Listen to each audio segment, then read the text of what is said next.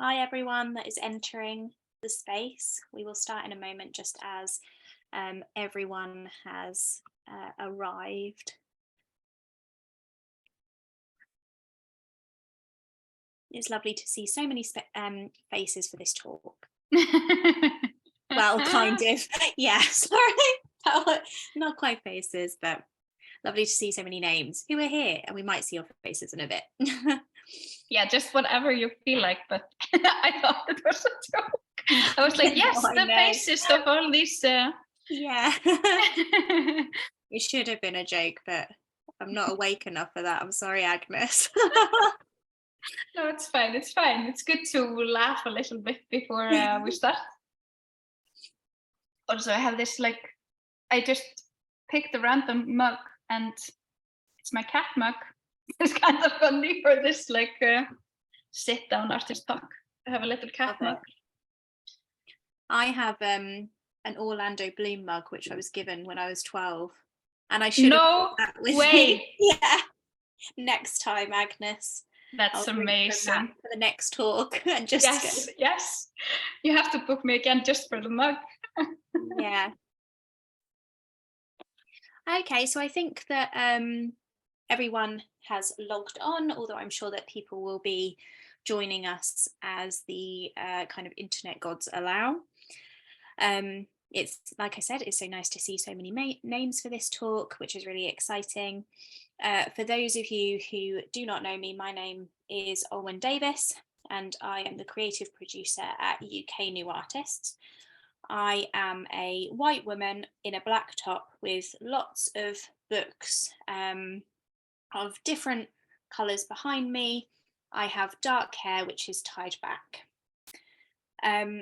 Just a few house kind of things before we progress.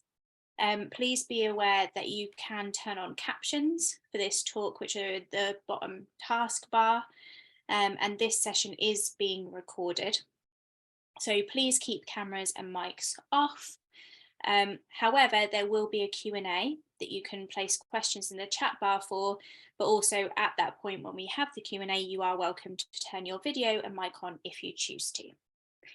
It is my great pleasure to introduce Agnes Ársælsdóttir. Sorry, I'm going to start this again. We talked about this before. I'm sorry, it's my British accent.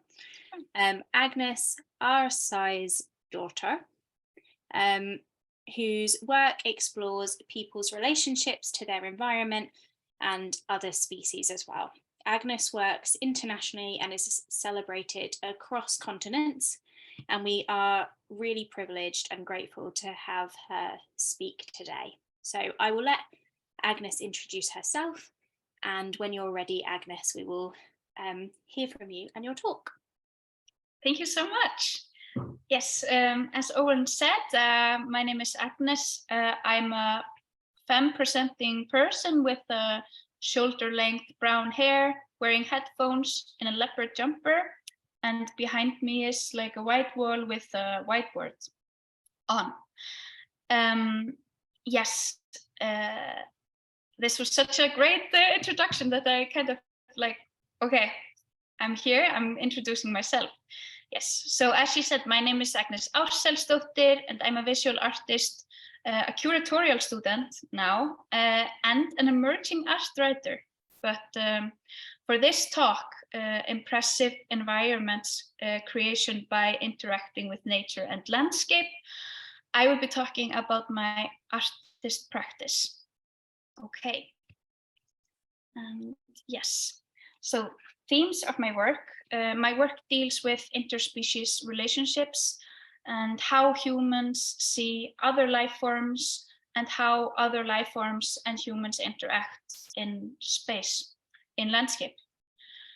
My methods oscillate between fact and fiction, research and intuition, impression and knowledge, and these are kind of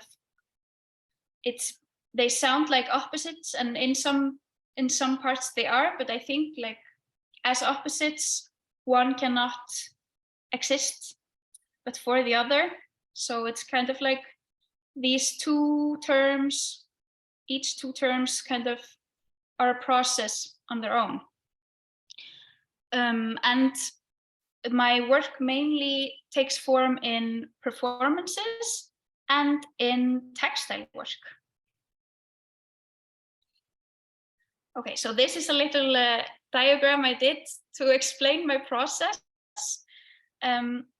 So my process begins with me being impressed, and I will talk about that term in a bit, or what it means in my practice. And then it follows with caring curiosity, some kind of interaction, and then by me being impressive, which is also, again, like I use this term in a specific way. So what are impressions? To be impressed is normally used when you find something admirable or profound. But in the simplest of terms, impression is just a mark, something that has an influence. It can be anything from like a weird smell you find on the commute, or an amazing horizon of sunset and beautiful mountains, whatever. Like all of these things have an impact, an impression, leave an impression on a viewer. So like all sensory things in environment can have that effect. And being impressionable is, in that sense, just being able to be affected. And if you think for yourself, dear listener, right now, what impressions do you get from your day-to-day route? Like, do you have, if you have a way you walk to school or work, or just like a normal A to B, can you think of things that you are impressed by in these simplest of terms? For example, some like an impression that we don't think of is how air flows into our lungs and how we release it back into the environment. Okay, and just had to mute there. And also another thing that leaves an impression but we might not think about is how like weeds grow out of gaps of concrete on our way to and from places, and how the concrete changes colors with the weather changes. So these are all elements of a landscape, and do all influence us in some way, as I've said. And there are some places that we seek impressions, and these places can be like an art exhibition, a concert, or a first date. You know, it can be in relation to another human or non-human life forms. Okay. So this is my work, urban plant agenda. And before I talk about that, I will say that I've been actively working on my impressionability for approximately 5 years now. And they have become my main source of inspiration. And if you want, you can start an impressionability training. And the easiest way to do it is to go to a new place. So for example, like a new location or new landscape can easily impress you. And when I made this work, Urban Plant Agenda, in 2019, I was in a residency called In Context in the mountain village called Slanik in Romania, known for its like mountain springs full of minerals and healthy nutritional elements. Yes, and this is, you can see there's a map of Slanik. I wanted to include it here. And in front of the residency, there was a tree growing between two bricks, and you can see, I don't know if you see my mouse here, but you can see there's the tree just growing between two bricks out from a wall, sprouting like that. And I noticed it at first, but I didn't think too much of it. But then when I was falling asleep that night, I couldn't stop thinking about it. And I was like, how did it appear there? Where are its roots? Does it feel okay? Like, is it cramped? Is it healthy? And also, it's a really unusual shape for a tree, this bulb that has two branches out from it. So the day after, I walked around the village and started noticing all these trees. These are just two. And so here's one growing from this, what's it called? The pipes that catch the rain on houses. It's a huge tree that just grows from this tiny little pot. And here's another one that grows from a brick wall up there. And so I just went around and I just took pictures on my phone. Like, that's a lot of my practice, is just taking shitty phone pictures for memory, because like, it's amazing how badly you remember like things that really have an impact on you, but you don't remember how they look like.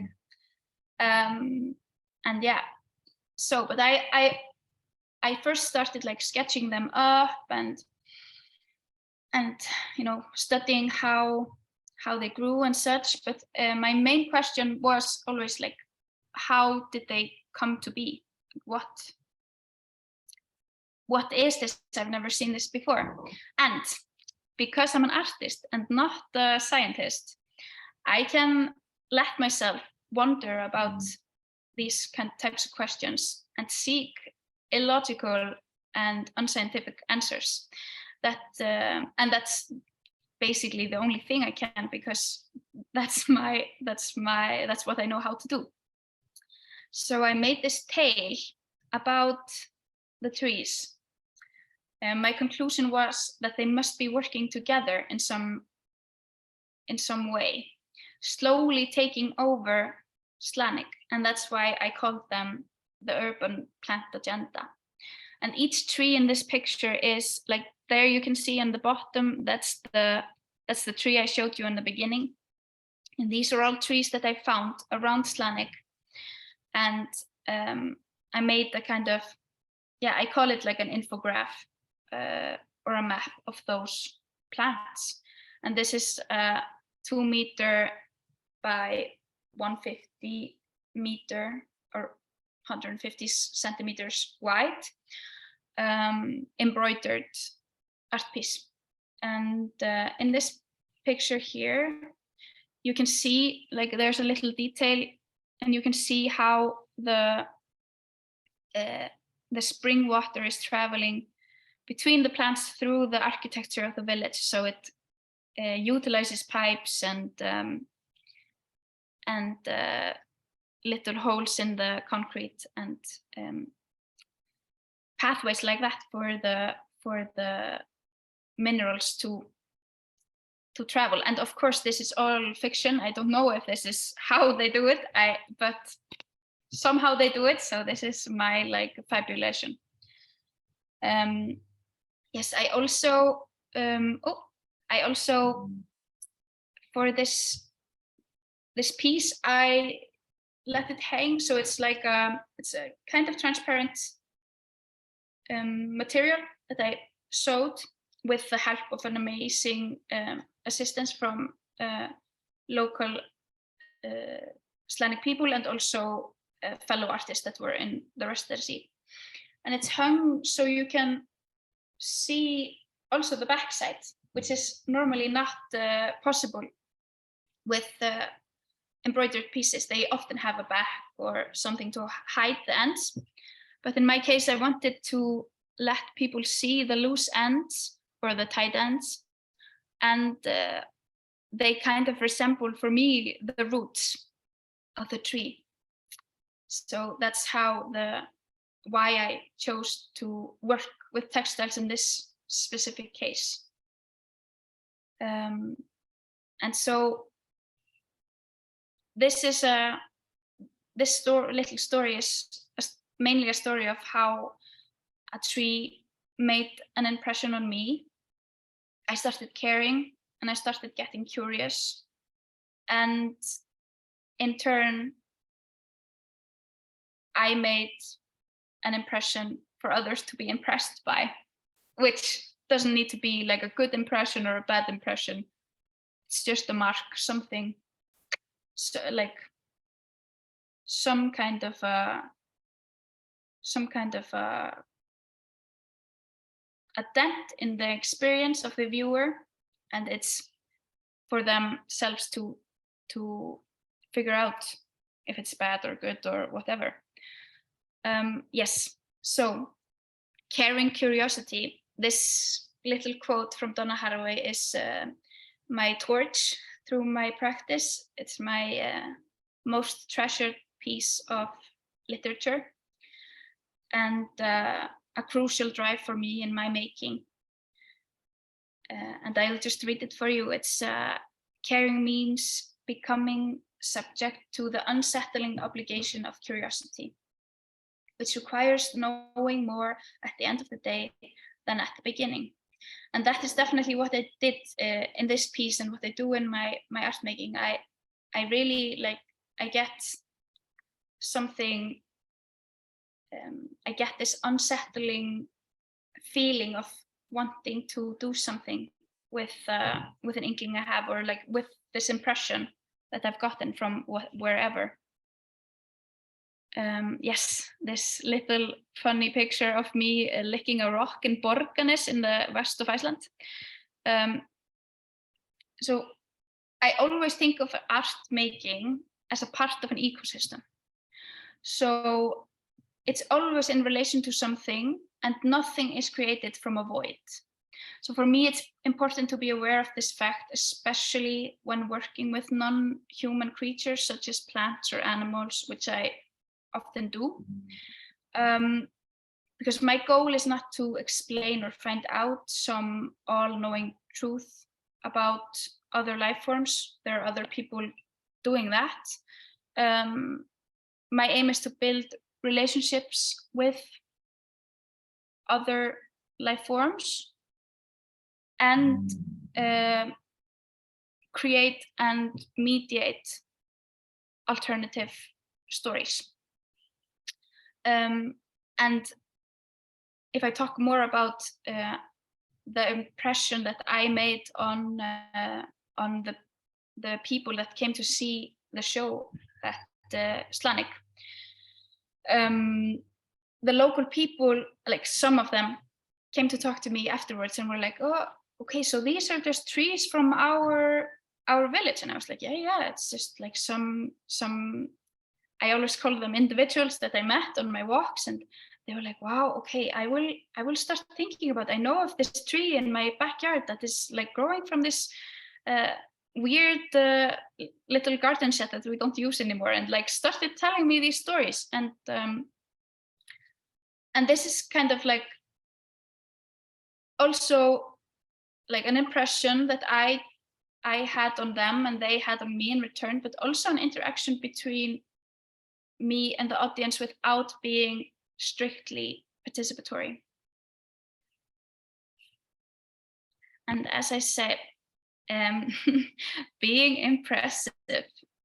Oh, this is me, I don't remember, 5-6 years ago in the snow, preparing my work that I will not talk about, but I will mention here now since I had this picture. It is called Please Watch Your Step. And I performed at UK and a takeover in Nottingham in 2019. And this is me in Iceland, of course. You can see the Icelandic birch trees and the snow. And I chose this image because of all the all the marks in the snow and all the footprints of different species, and there's a sled that has come through here. We are constantly making impressions on our landscape, whether we like it or not. Just by walking, we make impressions via footprints that might change the route of somebody else. Another human might walk in our steps or avoid it, or a crossing beetle might make take a U-turn because it might be a difficult terrain for them to try and cross. So this kind of thinking is what I try and keep behind my ear while I make. And I think about this a lot in my participatory performances. And this is a piece I recently made. We just debuted it, 2 weeks ago or something, me and my collaborator Anna Andrea Winter. And yes, it's a piece called Interbite, and we invited the dogs and their companions. Those of you who know Donna Haraway's writing, you know the connection there. But yes, so we invited dogs to this gallery space for an interbite, which is a snack made for both humans and dogs to consume together. So normally you have for those of you who have dogs or around dogs, you normally eat before the dog, or you have some kind of ritual where you limit the dog's presence in your communal eating. Have sound of a You're not really being. Oh, sorry. I will mute you. Sorry about that. Yeah. So, where was I? Yes, you limit the dog. Yeah. So you have to have some kind of structure. But me and Anna wanted to try and bring this relationship to more of an equal footing. Of course, that's not possible to reach that. Also in a gallery space that's made for human things, and dogs are normally not allowed. We had to send a lot of emails to make this happen. But yes, so, and you also see they were on leashes and such, but still they were eating the same food out of the same tableware that we made from ceramics. And we had plans for different reactions from the dogs because we didn't know what was going to happen. We've never done this before. And here you can see a really happy dog party. Yes, so we planned for the different impressions of the guests. For example, we had planned if some dogs became too energetic, we were gonna made a designated eating spot outside so they could bring their ceramic stuff outside and eat there, and all kinds of things. We were thinking about how we could separate if dogs weren't getting along or something like that. So it's very much conducted by us as artists. But the biggest problem we had was that most dogs were too well behaved, so they didn't dare to interact with the piece. So that was more of a problem than the energetic dogs. They were just so, when they came, this little Chihuahua there that was super excited. It was so nice to get that energy in. So I think we are working this piece in additions, like I often do, like I did with this piece. I perform it a lot, like I've performed this from 2018, and the last performance I did was maybe 2021. So I do a lot of editions and let time pass. And for this, we definitely have to adjust some things. And this is also something that I feel very strongly about, like the ability to adapt to different scenarios and see what needs to be done better. Both, it's of course like very obvious when you're doing participatory work because you get the audience impression like that. You're just there for it, and sometimes can be brutal, but most of the times it's just very very grateful. But also, like with work that I just leave in a gallery space, like the urban plant agenda, I also want to know what people think, and I want to be able to take criticism. Like, for example, if somebody would look at it and say like, no, these are not plants, these are elephants, I would take that to consideration, be like, okay, maybe it's just like a random weird comment, but it could be that I just was making something that I felt like were plants, but were more red like elephants. So then there's something that I need to change there. So it's all like, you have to, of course, you don't make like all changes that people, that people come up with, because people are also weird, and some of them want to make your art for you, and but it's important to listen to it still, like, and see what you get. And lastly, I just want to show you a screenshot of a work that I'm currently working on. It's a video work called Metamorphosis of Plants, and it's based on this book by Goethe by the same name, and it's a video work filmed in Reykjavik Botanic Garden, a place where plants are representatives of their species, not like an individual. And so in the video work, there are compilations of portraits of different plants from the garden, and on top of it, I read from a flora book that has like very very straight descriptions of how the plant looks like, or what it's supposed to look like. And then I have these little window of Google where I Google the plants and scroll through and see what people are representing as this plant. So here we have the autumn crocus. It's called haustlilja in Icelandic. So it's like also very interesting to get this layer of language in there. Like, you have the Latin term that I'm not gonna try and pronounce, but I do in the video, but then I have practiced.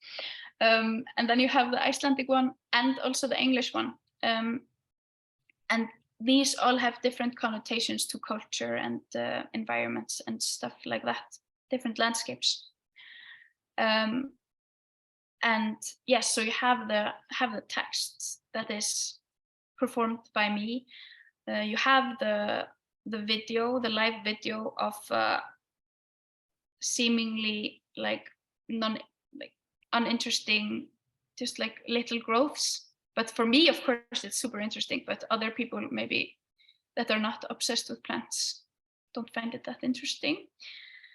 And then you have the photographs from like people from other, like some of them are from Flickr or Pinterest or something, where people are like taking beautiful pictures of flowers, and others are from textbooks and places like that. Yeah, so this work is more about like how we perceive plants, what impressions do we get from plants, what is our imagined idea of the blooming beauty, and what is the reality. And this, of course, is very different from like where you are positioned in climate. For example, like here in Iceland, it's very cold for most of winter, and then we get like okay summer, like we get maybe like 20 degrees Celsius is like a good summer's day for us. So of course the plants don't become like the plants on the internet, but they're still a representative of that species. So what does that mean, and why don't we represent all sides of the plant?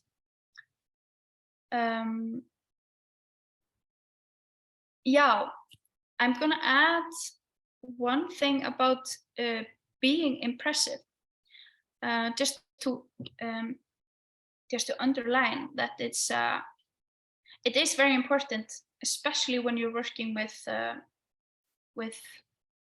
groups of other species than the dominant human.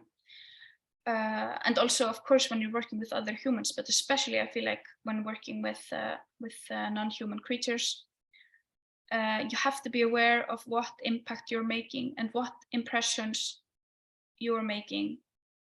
And if the work is conceptually very good, but has a bad impression or a bad impact on your subject, then in my opinion, the work is not worth it.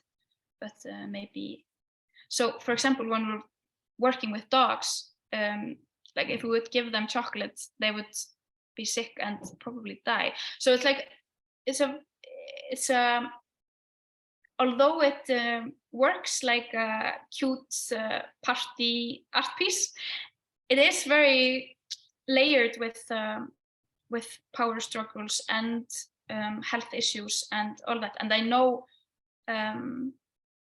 my collaborator Anna studied in Glasgow, and I know that you guys have some health and safety regulations that are maybe a bit more stiff than here. But I would love to hear something about that from you guys. But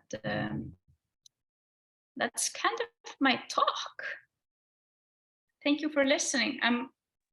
I hope I didn't speak too quickly. And of course, I didn't speak about all of my artworks, but if you want to see them, you can go to my website. That's stated there. Thank you so much. Thank you, Agnes. That was such a wonderful talk and so informative. And there was so many interesting angles that you explained there. We're going to start the Q&A. I'm going to start off with 2 questions that I have, just to kick us off. And then I would love to open it up to those that are on the call, either in the chat box, or if you're happy to turn your camera and your mic on, perhaps you could put that in the chat box, and then we can kind of call on you to ask a question.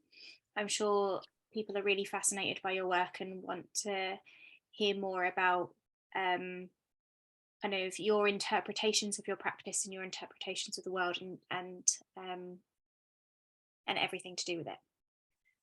So I'll kick off with my first question, because I loved how you talked about making an impression, and especially what you talked about just then towards the end of your talk about if you could make a negative impression, or if the work could kind of damage in any way in terms of the environments or the other species that you're working with. And I wondered if you had any advice to artists who were thinking of working with environments, nature, other species, and how they might make their work more sustainable in a world where we are thinking about climate crisis and all the kind of other factors. I wondered if you had any advice or thoughts on that. Yes, it's a very good question. And it's of course something that I think almost all artists are thinking about, and maybe just all people living in this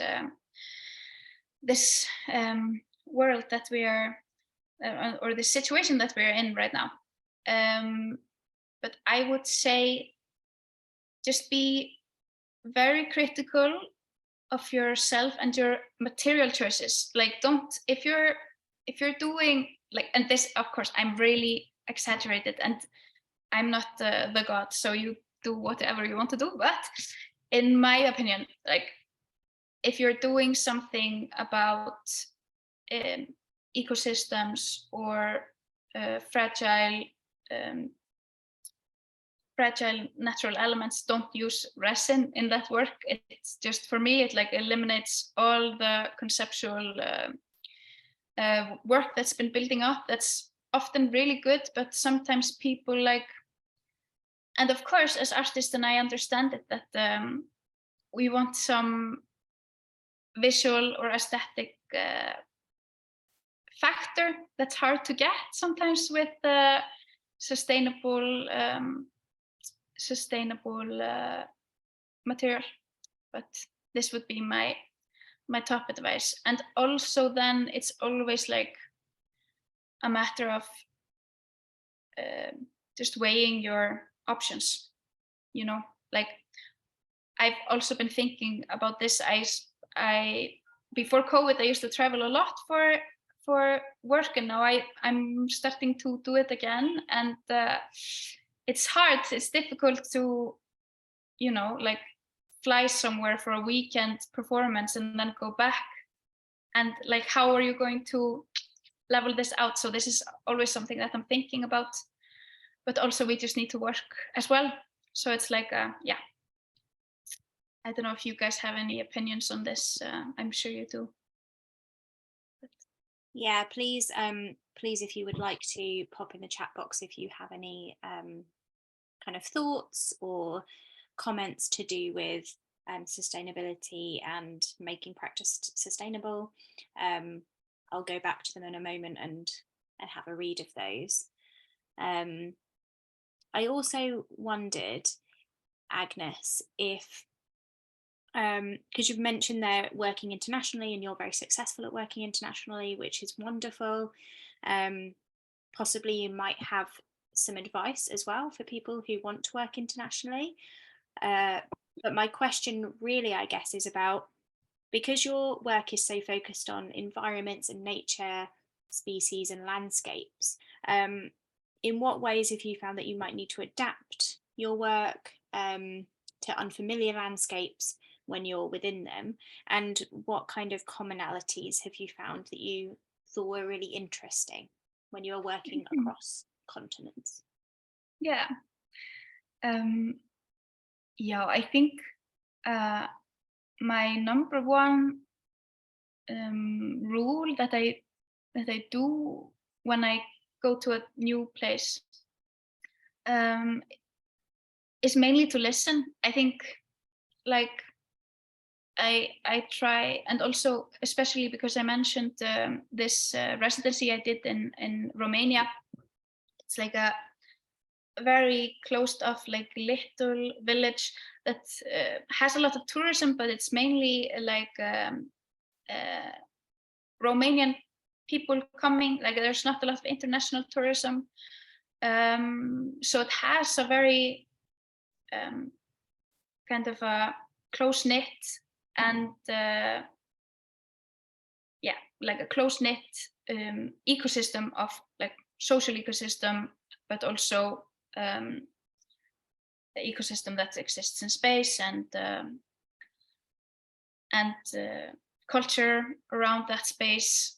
So for me, I think the main thing I do is just to go and listen and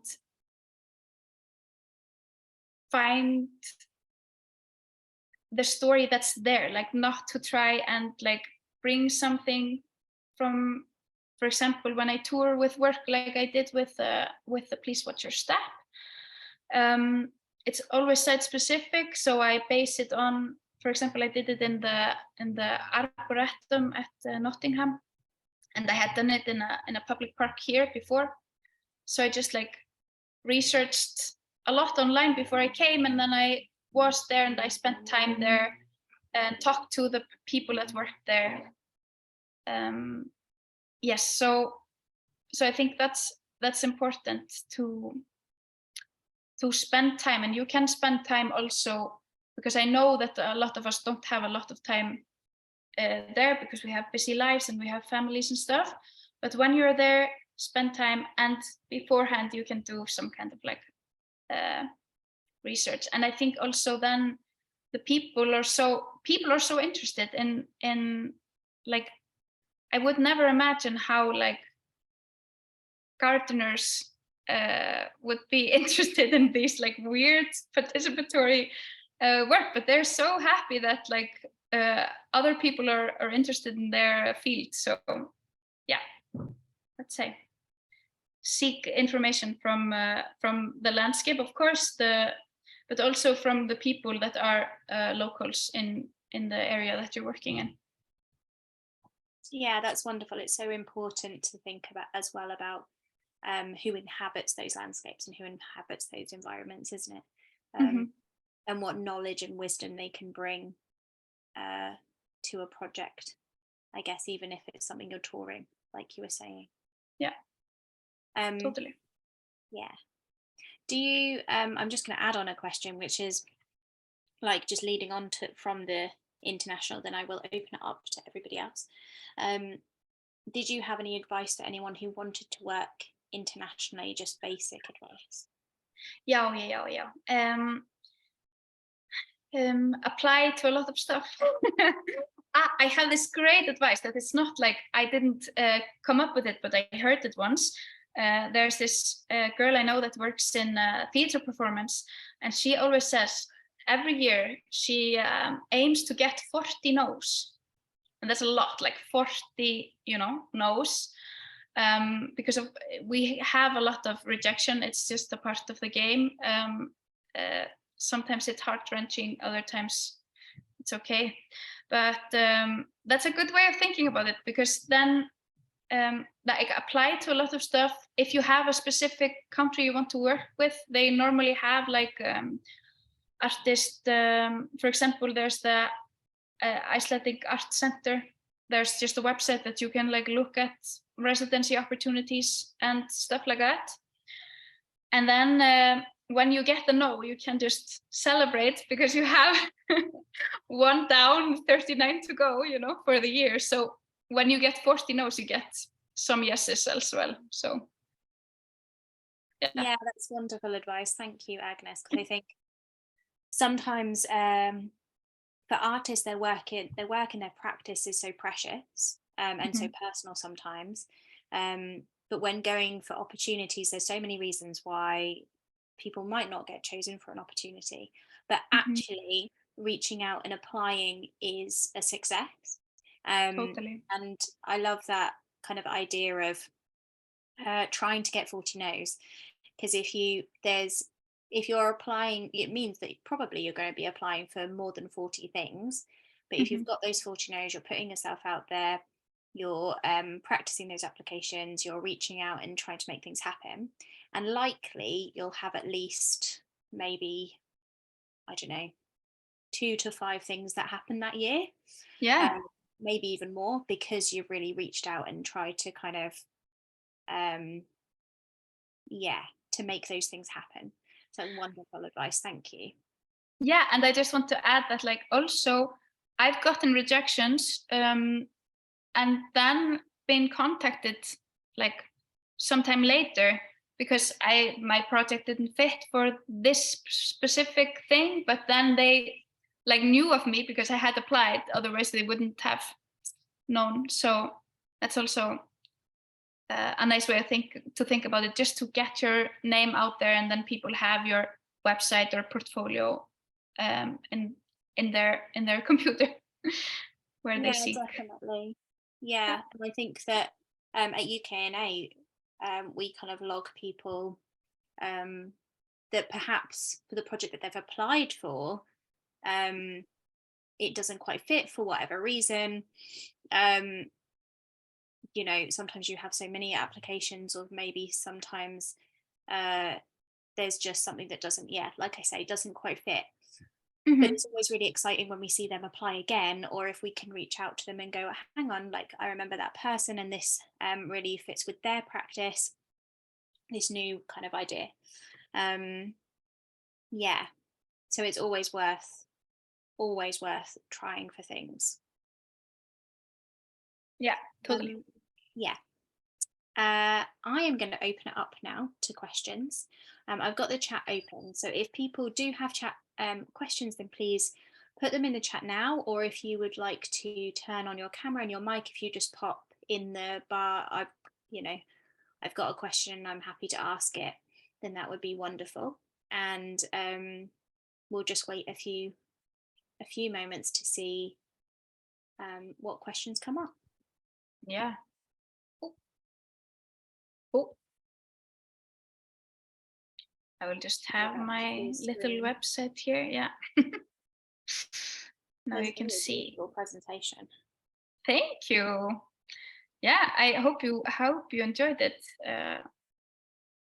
And also, if you just want to ask something like not related to the talk specifically, if you're like interested in being an artist in Iceland, like how that is, whatever, I'm happy to answer.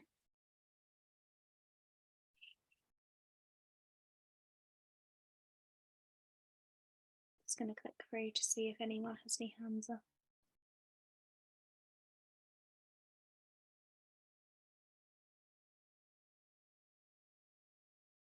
It's a perfect opportunity to grill me. I know. I encourage you to. After like in a few minutes, we will close the Q&A section. So please do take the opportunity if you do have any questions. Oh, we have a question in the chat box. Yeah, no worries, Becky. Okay. I have the chat box here. I can also, but would you like to read them and I answer, or how would you like to do it? You can read them if you would like, and then okay. And then you can choose which one you answer first. Thank you so much to those who are putting questions in the chat box. Okay, so the first question is, you mentioned Donna Haraway and Goethe. Do you have any other inspirations? Yes, of course. I have loads of inspirations. And I think I have, I'm just going to stop sharing now, because now I'm going to Google names that I don't remember. Sorry about that. Is that okay? Oh, of course. Yeah, of course. So Camille Normand, she's an American artist who works and lives in Oslo now, and she took a part in the Venice Biennale in 2015. I think she is now my favorite artist at the moment. She because I went to a talk by her, and she talks a lot about like how she incorporates the space where she works in every time. Like she doesn't she exhibits mainly in like gallery spaces, like very traditional exhibition spaces, but how she manages to acknowledge the space and bring it into her work is quite amazing, I think. So there's one. Yes, I will write her name, of course. She is amazing, and if you can like see any interviews by her or something online, it's worth the it's worth it. Here is one also. I'm curious. Do you think of yourself as an animist? Well, I'm just going to be completely honest with you that I have heard this term, but I'm not very familiar with it. Maybe it's a language thing, but so find the definition. Yeah, because I'm not 100% sure what that means either. Okay. So I'll just try and find. I think it is animism. Yeah. The attribution of a living soul to plants, animate objects, and animal phenomena. I think I have heard of this before. Yes. The supernatural power that organizes and animates the material universe. Yeah. Well, I as I say, I have to look further into this this term to be able to like compare to my practice. But of course, I understand why you thought of this term. But I think like for me, I will put another inspiration, which is Karen Barat. She is a philosopher and scientist, and she talks a lot about like new materialism, which is like that all material has agency, and that's kind of how I think about my work in relation to other life forms, either living or things.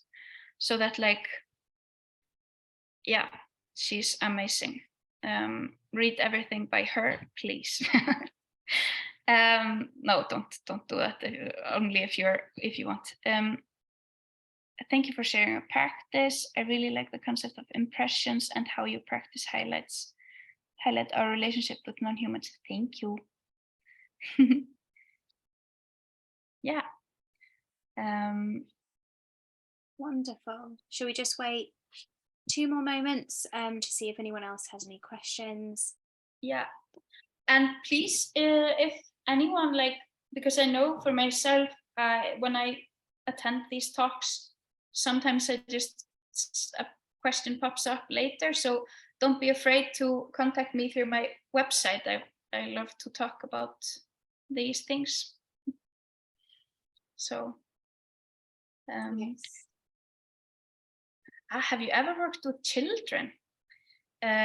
Yes, I have, but not in like as a part of a. Well, it's not like as a part of an artwork, but more they have sometimes been a part of the tree walks, for example, but I've not sought them out, but I've had some children workshops, and I'm actually, funny you should say, I'm actually going to do a thing called the Queer Printmaking Press that me and my friend are doing with 16 to 18-year-olds. So we're going to work with queer teens to do some scenes and stuff, but that's also more of like a workshop thing. So, but and I've also worked in my like other professions when I have to stop being an artist for a bit and make money. I work with children. Thank you for the comment, Joanna.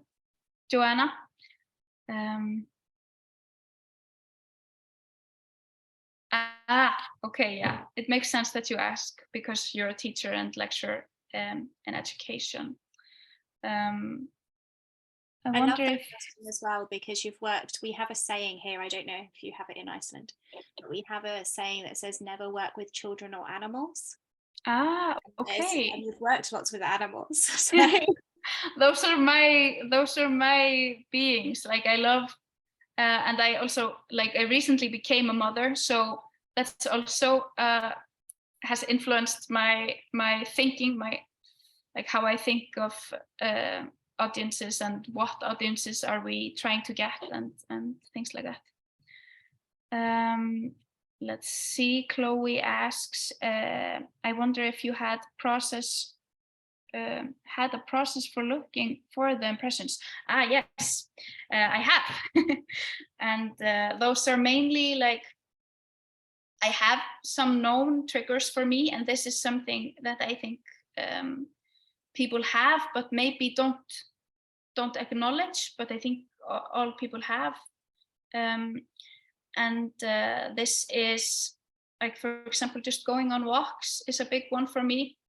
I use swimming pools a lot, and to engage my body in activities. I think, like, because I work, for example, now during this summer, I will be working on a research, like a performance research, and then I will be writing a lot and sitting a lot. But it's a key factor for me to take breaks, to go for a walk or swimming or something, because that's when I do the processing. Like, that's where the money thoughts come. No, not money thoughts, because we get very little money for it, but you know, the big impressions come during walks. And I have this one exercise I do a lot, especially in new places, which is to just go on an intuition walk, where you don't have a destination planned.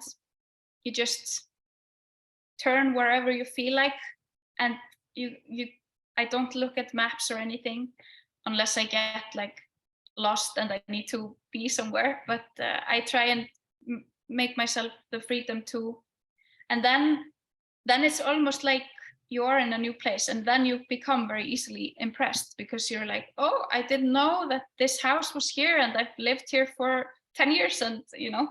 So this is one strategy I try and follow. And there's one more. How do you stay motivated during the dark winter months? Oh man. I'm very used to it. I have mainly lived, though I've traveled a lot for work, I've mainly lived in Iceland for most of my life. And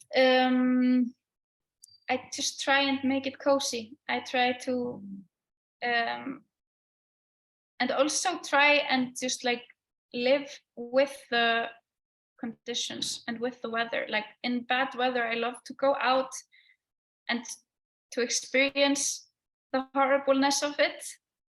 And then it's like, yeah, it makes your body think a lot. And think with your whole body. I think like that's also something I try and do. Yeah, I think that's so interesting that you say that. I love the idea of going on these walks where you're exploring, even if it's landscapes that you know really well, and not having a plan. And that sounds like a really beautiful thing. But also living with nature, as you speak about, trying and accepting it. I think that, especially at least in our country, I think in Britain, there is a habit that we have to kind of want for a certain type of weather, and also in our modern society to make things really comfortable for ourselves. And there's something beautiful about acknowledging the power of nature and how nature isn't concerned about our comfort, and there are things that are bigger than our comfort, and other things working in terms of our kind of landscapes and our environments. So there's like different landscapes will show that in different ways, but weather and the kind of different seasons are definitely something that show that amazingly as well. And there's something so beautiful in that. I always love the changing of the seasons for that reason. That are really clear changing of seasons. And I think like also just letting yourself be because I think like if you accept the weather and the outside landscape, it's also easier to accept your inner landscape. And not every piece needs to be beautiful, and not every thought needs to be profound. Like this is the weather I'm looking at. You can see this gray little rainy evening that I'm having here. But there are a lot of impressions to have in this, and there are a lot of, but there may not maybe like sunshines and rainbows, and that's a part of it. Yeah, I would 100% agree. And it's wonderful to hear you speak on that. Thank you. We don't have any other questions in the chat box. So we've kind of come to a lovely closing, I think. So unless you have any last words that you'd love to say to the audience, I think that we can kind of, oh, wonderful presentation, thank you. So thank you. Compliments. This is the time you can thank Agnes. We can kind of bring this to a close, and I would just like to say thank you so much, Agnes, for your presentation, your thoughts, the Q&A, all of your advice, because it's been so interesting, and there's so many things that I'm going to look up after this, including the names that you mentioned. And I'm sure everyone on this call has really enjoyed hearing about your practice and your kind of perceptions as well, and impressions. So we will we'll bring the call to an end now. We will just let people kind of go through saying thank you, which is always lovely. Big I love it, Agnes. We're it very makes my heart fluffy. And yeah, I hope that everybody who's on this call, thank you so much as well for coming, for being engaged, for being interested.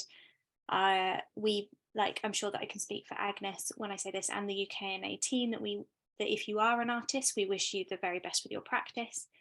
Agnes is on social media. You've got your website, and then you have so please do kind of have a look at their practice further and follow them. And I hope that this has brought you great joy and lots of things to reflect on, and we're really thankful that you've been here and that you've kind of interacted in the way that you have, because it's been wonderful. Same, thank you a lot. Thank you for your questions. And as I will say it again, I'm not afraid of email. If you have any like interesting literature or something that you would like to ask, it's just send me. Great, thank you so much. Thank you. We will let people leave the call when you are ready. We are finished. Thank you so much.